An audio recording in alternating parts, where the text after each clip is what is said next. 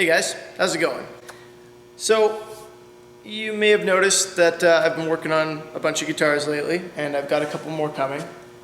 And I actually intend to keep a couple of them, or at least keep them temporarily until someone decides to buy them. So I've run into, I don't know if you could call it a problem, but a bit of a conundrum. I don't really have anywhere to put them, aside from storage, which I don't really want to do. So what I'm going to do today is, I've already got one wall mount at my place, which I bought, or I actually got it as a gift, and I'm going to make myself another one. And I figured why not go through the process for that with you guys, because I'm going to do it for considerably less expensive than what it would cost to buy one, and I think it's going to look really cool. So let's get started. So what I'm making this out of is just one of these little hooks. It's for like your garage or something. It's got a very wide, strong screw on it, pretty powerful. It's got rubber so that I don't wreck my guitar, essentially. Make sure it's got something protective on it.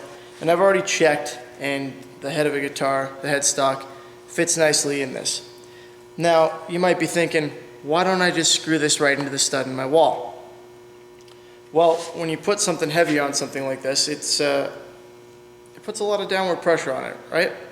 And when you screw something into the stud, you have to go through your drywall, which adds a gap, so only part of it goes in.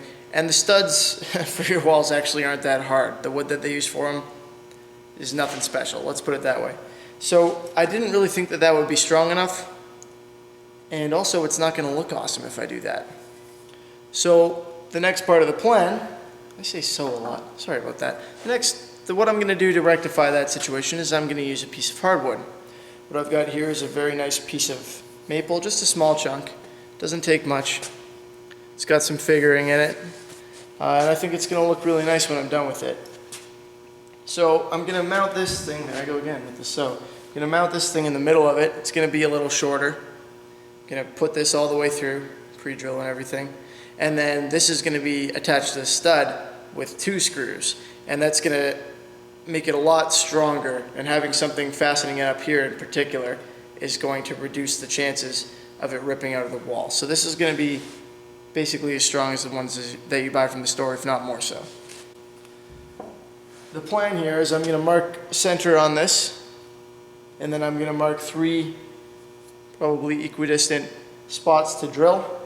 2 will be for the screws, and then 1 I'm going to drill out to the inner diameter. Okay, so this thing, when you've got a threaded piece, I'm not sure if everyone knows this, you got 2 diameters, your inner and outer diameter. So your inner diameter is the inside one, not counting the threads, and on this guy I've checked, it's a 1/4 inch.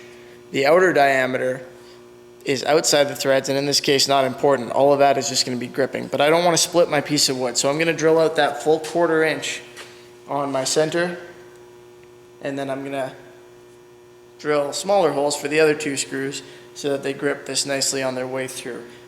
So this thing in total is about 1 3/4 inches.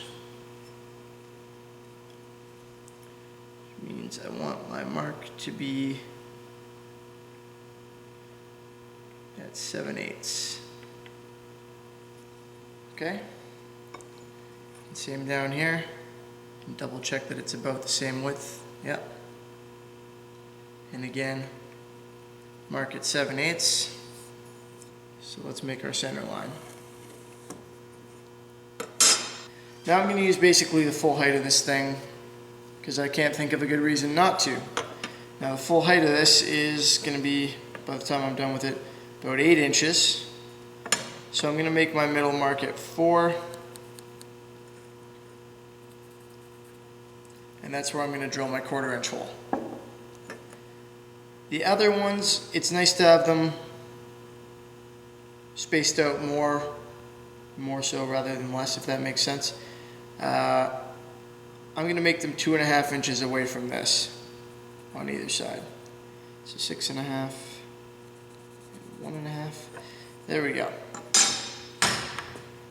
So the next step for me is going to be to drill these out. I'm going to drill them all out with 1/8 inch to begin with, and then I'm going to come back and drill that middle one out probably with 3/16 and then 1/4 inch, just to be safe about it.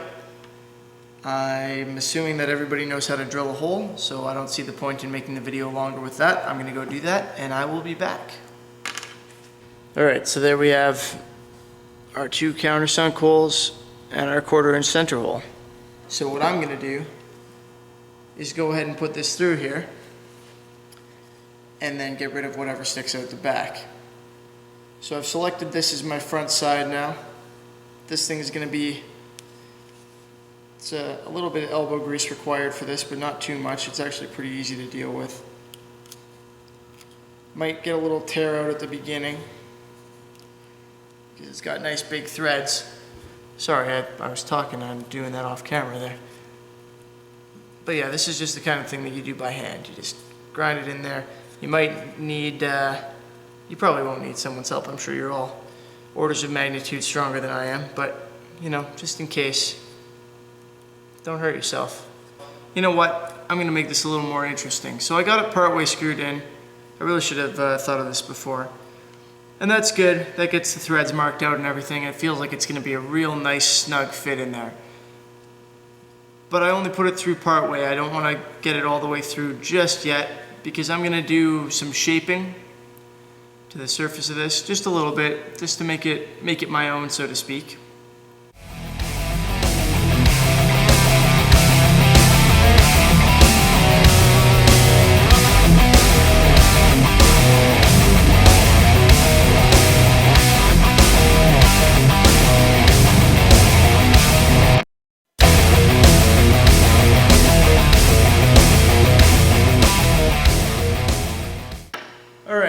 So maybe I took this one a little too far.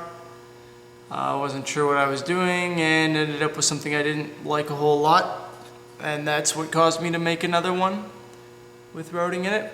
Or maybe I just like woodworking so much that I felt like making 2. It's a mystery. I'm sure we'll find out about the same time that we find out what was in the briefcase in Pulp Fiction. Anyway, I've done the machine work on these.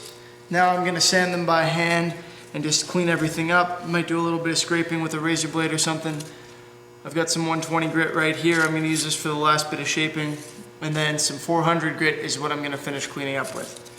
So, this isn't gonna be particularly entertaining. I'm gonna sand these by hand and clean them up, get any burn marks off from the router. There aren't any burn marks from the sander, but gonna smooth out all those edges that it's left, because this one's obviously quite rounded. And then we'll move on from there. Hey guys, if you enjoyed the video, please give it a thumbs up so it'll be easier for other people to find, and subscribe to stay up to date with all the cool projects I got coming out. Also, a big shout out to Sovereign King, who does the vast majority of the music for my channel, way better on guitar than I am. And to Troy from Noise Guitar Mods, I'll put the link in the description. The man is a great guitar tech, and he's taught me most of what I know about how the internals of these things work. Thanks for watching, guys. Hope you enjoyed yourselves. See you next time.